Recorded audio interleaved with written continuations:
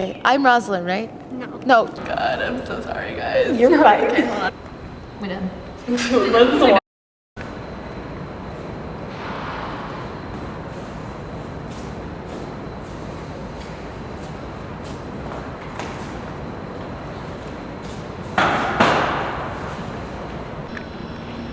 Oh, my poor Rosalind. Where wilt thou go? Wilt thou change fathers? I will give thee mine. I charge thee, thou not be more pledged than I am. I have no cause. Thou hast not, cousin. Prithee be cheerful. Knowest thou not the Duke hath banished me, his daughter? That he hath not. No, hath not. Rosalind lacks, then, the love which teachest thou that thou and I are one. Shall we be sundered? Shall we part, sweet girl? No, let my father seek another heir. Therefore devise with me how we may fly, whither to go, and what to bear with us. And do not seek to take your charge upon you, to bear your griefs yourself and leave me out. For by this heaven now at our sorrows pale. Say what thou canst, I'll go along with thee. Why, whither shall we go? To seek my uncle in the forest of Arden. Alas, what danger will it be to us, maids as we are, to travel so far, provoketh thieves sooner than... I'll put myself in poor and mean attire, and with a kind of umbered smirch on my face. The like do you. So shall we pass along, and never stir a silent.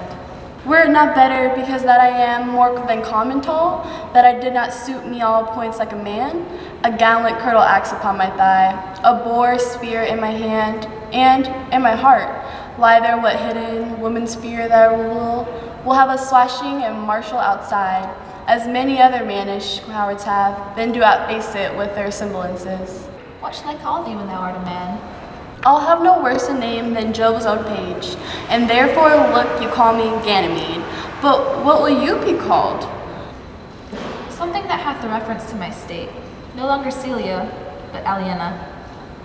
But cousin, what if I say to steal the clownish fool out of your father's court? Would he not be comfort to our travel? He'll go along over the world with me. Leave me alone to woo him. Let's away and get our jewels and our wealth together. Devise the fittest time and safest way to hide us from pursuit. That will be made after my flight.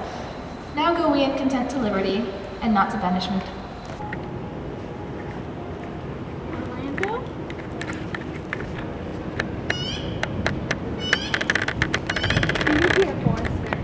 I pray you, what is 2:00? You should ask me what time of day. There's no clock in the forest. Then there is no true lover in the forest, else sighing every minute and groaning every hour would detect the lazy foot of time as well as a clock. And why not the swift foot of time? Had not been as proper? By no means, sir. Time travels in diverse paces with diverse persons. I'll tell you who time ambles withal, who time trots withal, who time gallops withal, and who he stands still withal. I prithee, who doth he trot withal? Marry, he trots hard with a young maid between the contract of marriage and the day it is solemnized. If the interim be but a 7-night, time's pace is so hard that it seems the length of 7 year. Who ambles time withal?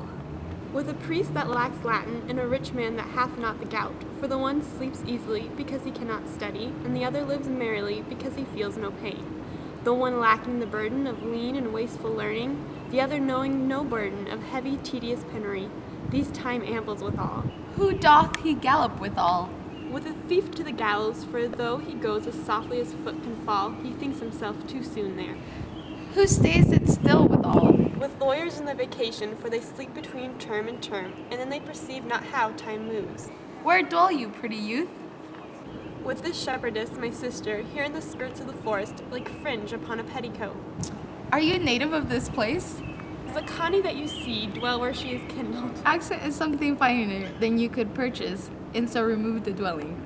I have been told so of many, but indeed an old religious uncle of mine taught me to speak, who was in his youth an inland man, one that knew courtship too well, for there he fell in love. I have heard him read many lectures against it, and I thank God I am not a woman, to be touched with so many giddy offences as he hath generally taxed their whole sex withal. Can you remember any of the principal evils that he laid to the charge of women? There were none principal, they were all like one another as halfpence are, every one fault seeming monstrous, till his fellow fault came to match it. I prithee, recount some of them. No, I will not cast away my physique, but on those that are sick. There is a man haunts the forest that abuses our young plants with carving a rosaline on their branches, hangs odes upon hawthorns and elegies on brambles, all forsooth defying the name of Rosaline. If I can meet that fancy monger, I would give him some good counsel, for he seems to have the quotidian of love upon him. I am he who is so love-shake. I pray you tell me your remedy. There's none of my uncle's marks upon you. He taught me how to know a man in love, in which cage of rushes I am sure you are not prisoner. What were his marks? Lean cheek, which you have not, a blue eye and sunken, which you have not, an unquestionable spirit, which you have not, a beard neglected, which you have not, but I pardon you for that, for simply your having in beard is a younger brother's revenue. Then your hose should be ungartered, your bonnet unbanded, your sleeve unbuttoned, your shoe untied, and everything about you demonstrating a careless dissolution. But you are no such man. You're a rather point device in your accoutrements, as loving yourself than seeming the lover of any other. Fair youth, I would I could make thee believe I love. Me believe it? You may as soon make her that you love believe it, which I warrant she is apter to do than to confess she does. That is one of the points in the which women still give the lie to their consciences. But, in good sooth, are you he that hangs the verses on the trees, wherein Rosalind is so admired? I swear to thee, youth, by the white hand of Rosalind, I am that he, that unfortunate he. But are you so much in love as your rhymes speak? Neither rhyme nor reason can express how much. Love is merely a madness, and I tell you, deserves as well a dark house, and a whip as madmen do, and the reason why they are not so punished and cured is that lunacy is so ordinary that the whippers are in love too, yet I profess curing it by counsel. Did you ever cure any so? One, and in this manner, he was to imagine me his love, his mistress, and I set him every day to woo me, and at which time would I, being but a moonish youth, groove, be effeminate, changeable, longing, and liking, proud, fantastical, apish, shallow, inconsistent, full of tears, full of smiles, for every passion something, and for no passion truly anything, as boys and women are for the most part cattle of this color, would now like him, now loathe him, then entertain him, then forswear him, now weep for him, then spit at him, that I drave my suitor from his mad humor of love to a living humor of madness, which was to forswear the full stream of the world, and to live in a nook merely monastic, and thus I cure him. In this way will I take upon me to wash your liver as clean as a sound sheep's heart, that there shall not be one spot of love in it. Faith of my love, I will. Tell me where it is. Go with me to it, and I'll show it to you. And by the way, you shall tell me where in the forest you live. Will you go? With all my heart, good youth.